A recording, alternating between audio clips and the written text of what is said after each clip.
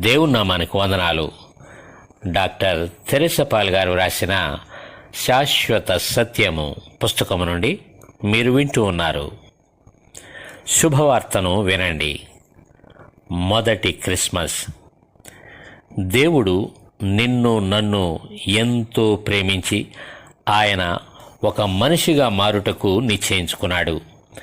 తండ్రి అయిన దేవునిలో రెండవ వ్యక్తి అయిన దేవుని కుమారుడు తండ్రితో, నేను మానవునిగా జన్మించి మన ప్రియ బిడ్డలను సాతాను బంధకాల నుండి రక్షిస్తాను అని చెప్పాడు.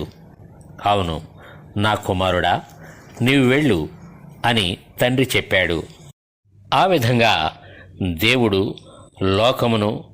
లోకములో ఉన్న వారందరినీ ఎంతో ప్రేమించి ఆయన తన అద్వితీయ కుమారునిగా పుట్టిన వాని యందు విశ్వాసముంచు ప్రతి వాడును నశింపక నిత్య జీవము పొందునట్లు ఆయనను అనుగ్రహించాడు. అంటే ఆయన యందు నీవు విశ్వాసముంచినట్లయితే నీవు కూడా దేవుని బిడ్డవు కాగలవు. యోహాను సువార్త 3వ అధ్యాయం 16వ వచనం. అందుకే దేవుని కుమారుడు నిన్ను నరకాన్ని నుండి రక్షించి పరలోకం తీసుకెళ్లేందుకు మనుష్య కుమారుడిగా అవతరించాడు. యేసుని జననం. 2000 సంవత్సరాల క్రితం నజరేతులో నివసిస్తున్న కన్య అయిన మరియకు గబ్రియేలు దూత ప్రత్యక్షమైంది.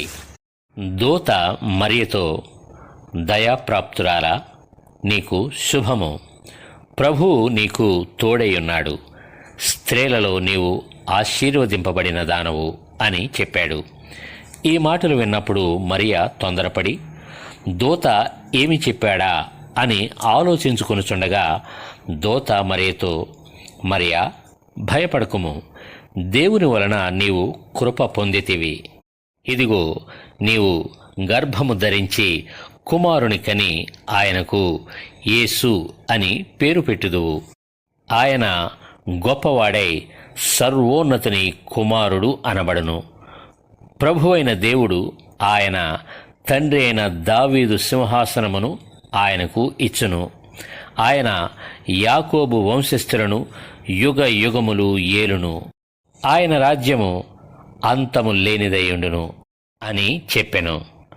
అందుకు మరియా, నేను పురుషుని ఎరుగని దాననే, ఇది ఎలాగు జరుగునని దూతతో అనగా, దూత, పరిశుద్ధాత్మ నీ మీదికి వచ్చును, సర్వోన్నతుని శక్తి నిన్ను కమ్ముకొనును, గనుక పుట్టబోవు శిశువు